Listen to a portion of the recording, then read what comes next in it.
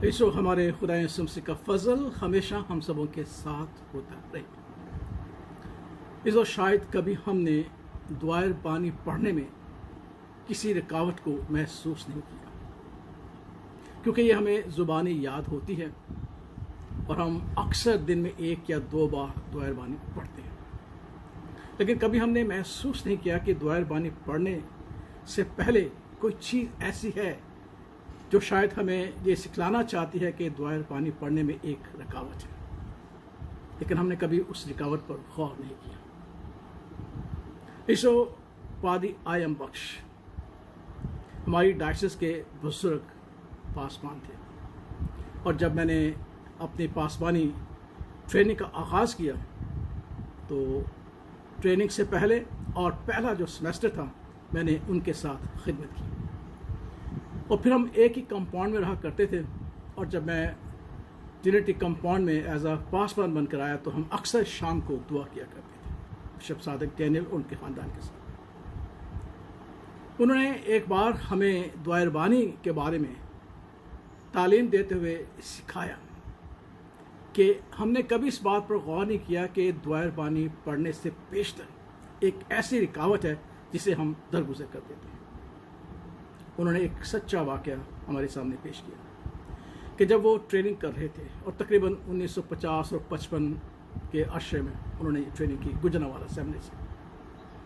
انہوں نے کہا کہ ایک روز ہماری کلاس ہو رہی تھی تو جو پروفیسر تھے، بائبل ٹیچر تھے، انہوں نے ایک لڑکے کو سزا دی اور اسے کھڑا کر دیا۔ کلاس ختم ہو گئی، سردیوں کے شدید دن تھے، سب اپنے اپنے کام میں مصروف ہو گئے۔ جب ہم نے رات کا کھانا کھا کر اپنے کمرے میں لیٹ گئے، ہم 4 لڑکے تھے جو ایک کمرے میں سوتے تھے۔ ہم نے دروازے بند کر لیے، کھڑکی بند کر دی، اور اپنے لحاف یعنی گدے لے کے سو گئے، رضائیاں لے کے سو گئے۔ اچانک ہم نے دیکھا کہ رات کو ہمارے دروازے پر دستک ہوئی ہے۔ ہم نے کہا کہ آج کس نے ہمارا دروازہ کھٹکھٹایا؟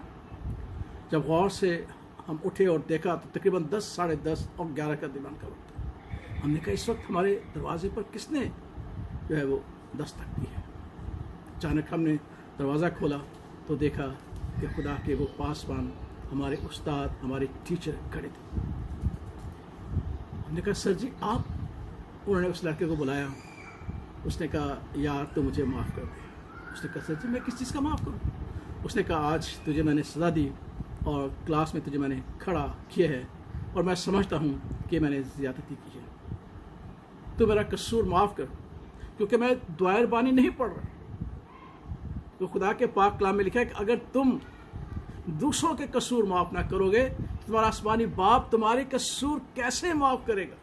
جس طرح ہم اپنے قرض داروں کے، ہم قصورواروں کے قصور اور قرض معاف کرتے ہیں، آسمانی باپ تو ہمارے قرض اور ہمارے قصور معاف کر۔ تو میں کس طریقے سے یہ دعائے بانی پڑھوں کہ اے باپ تم میرے قصور معاف کر، جب تک کہ میں تیرے قصور کو اپنا اقرار کرتے ہوئے تجھ سے معافی نہ مانگوں؟ اس نے کہا جی آپ تو استاد ہیں، آپ کا یہ حق ہے۔ اس نے کہا بے شک کہ میرا حق ہے، لیکن میں سمجھتا ہوں کہ میں نے زیادتی کی ہے اور تجھے میں نے کلاس میں کھڑا کیا ہے، اور یہ شرمندگی کا باعث تیرے لیے تھا، لیکن مجھے اپنے گناہ کا احساس ہوا ہے۔